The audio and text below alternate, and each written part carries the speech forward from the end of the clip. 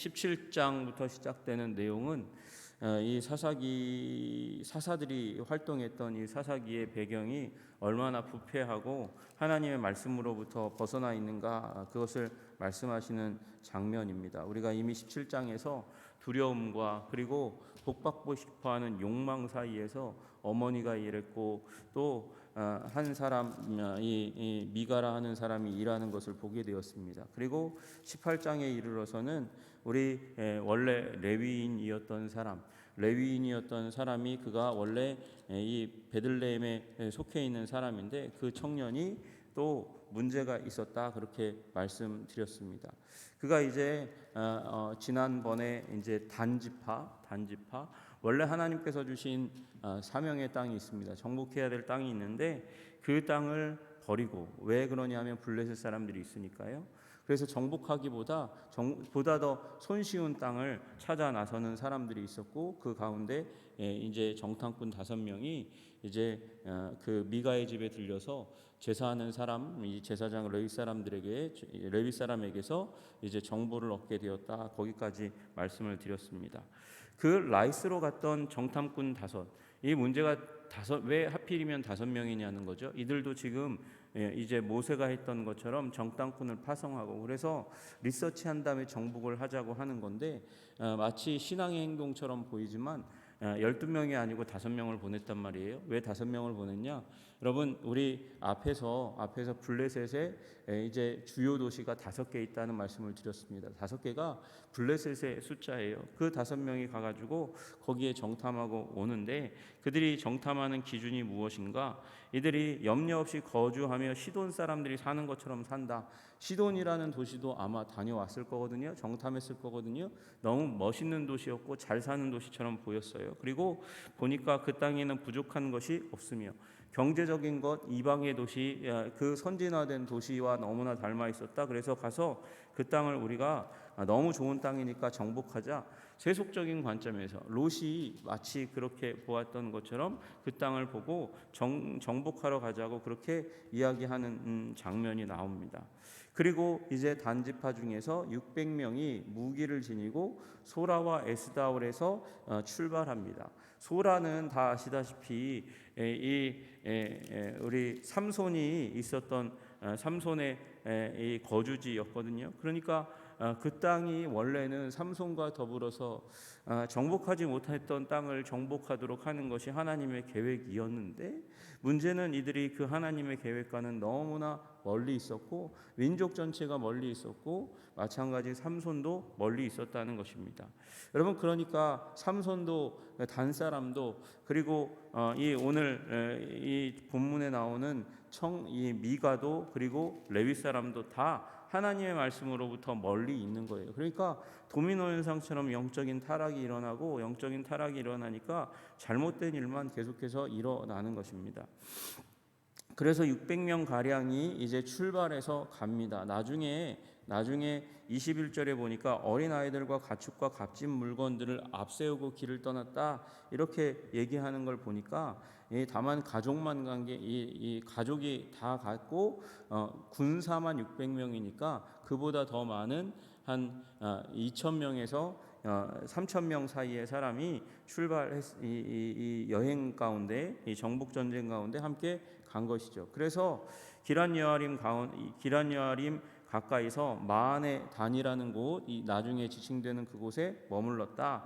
일단 단에서 유다의 땅을 지나서 그렇게 가는 것이죠.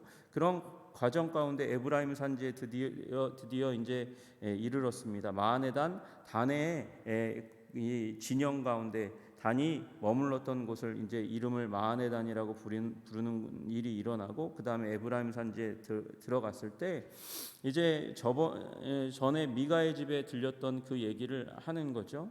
미가의 집에 갔더니 이 5사람, 정탐하러 갔던 사람들이 가서 보니까 그 집에 에봇이 있고 드라빔이 있고 새긴 신상과 부어 만든 신상이 있다. 그러니까 거기에 가서 그런즉 이제 너희는 마땅히 행할 것을 생각하라, 이 말이 무엇입니까? 지금 거기에 값진 신상이 있으니까, 그리고 신령한 신상이 있으니까 그걸 훔치자라고 이야기하는 것이죠. 그런즉 이제 너희는 마땅히 행할 것을 생각하라.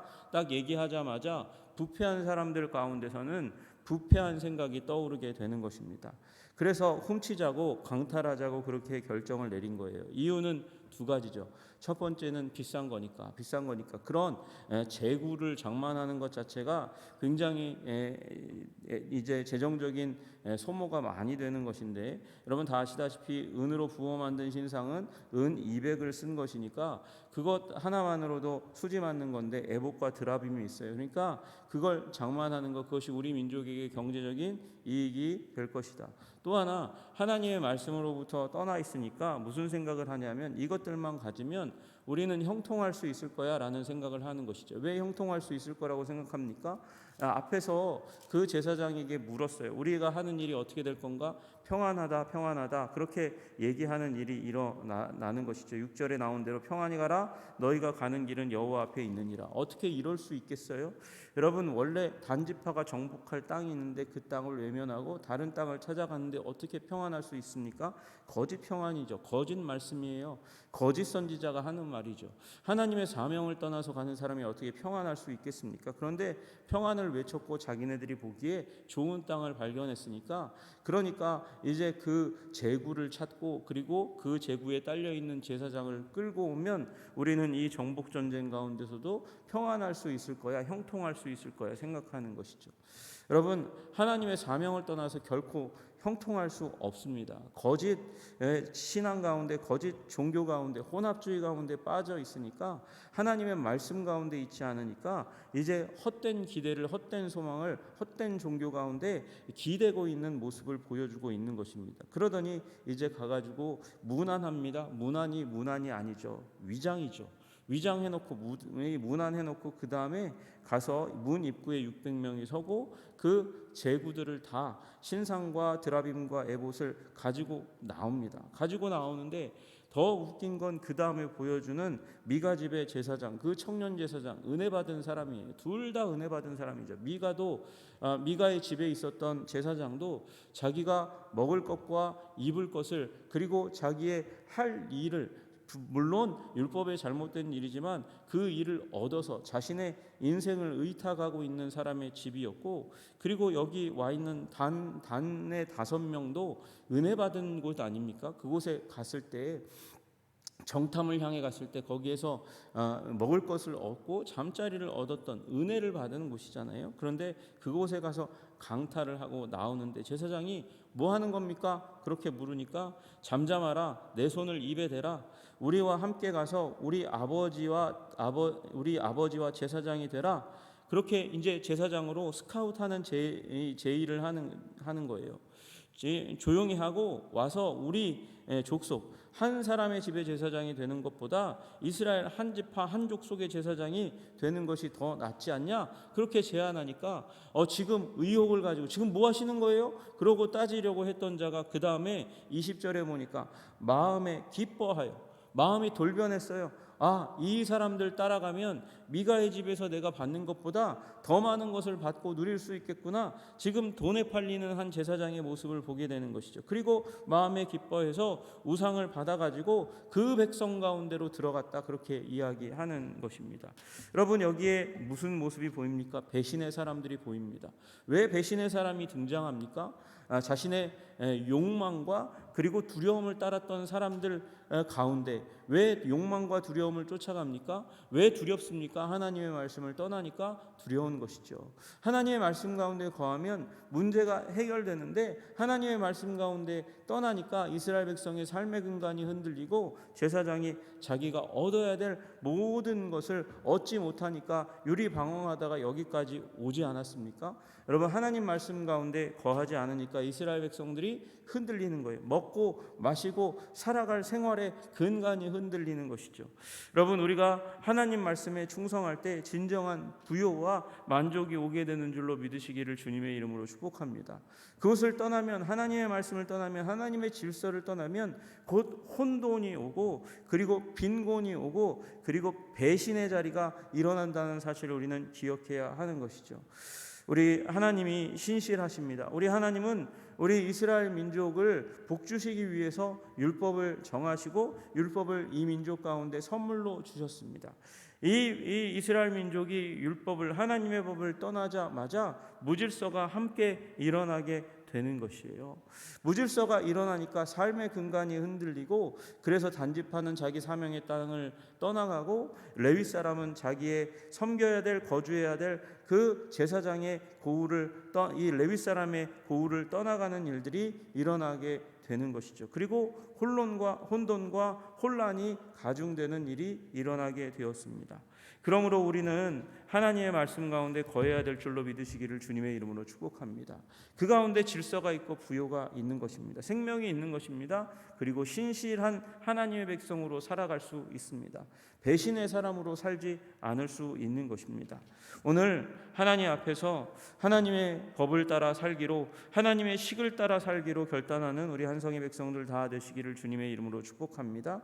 그때 주님께서 우리를 그리스도의 장성한 분량에 충만한 데까지 주님의 성품을 닮아가게 하시는 아름다운 은혜로운 일들이 우리 앞에 펼쳐질 줄로 믿습니다. 기도하겠습니다. 하나님 아버지, 주님, 이스라엘 백성이 하나님의 말씀으로부터 떠나니 부패하고 하나님 불안정하게 되었습니다. 그로 말미암아 단집하는 사명의 땅을 떠나가고, 레위 사람은 자신의 성을 떠나갔을 뿐만 아니라 이 땅 가운데 하나님 자기 민족 공동체를 등치고 약탈하고, 그리고 이 돈에 팔려가는 모습들이 일어나게 되는 것을 보게 됩니다.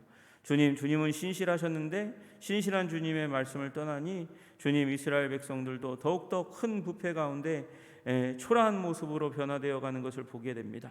주님, 우리를 불쌍히 여겨주셔서 이 시대에 살아갈 때에 주님의 말씀을 따라 살게 하여 주시옵소서. 주님의 법과 식과 말씀을 따라 살아감으로 말미암아 하나님 견고하게 하시고 아름답게 하시고, 하나님 주님을 닮아가는 성실의 사람, 신실의 사람이 되어갈 수 있도록 주님 도와주시옵소서. 주님, 우리 가운데 배신이 떠나가게 하여 주시고, 하나님을 배반하고 아버지 그리고 사람을 배반하는, 하나님의 뜻에 반하는, 주님 사랑하라고 말씀하신 그 말씀으로부터 떠나는 삶을 하나님 끊어낼 수 있도록 주님 우리를 도와주옵소서. 예수 그리스도 이름 받들어 기도드리옵나이다. 아멘.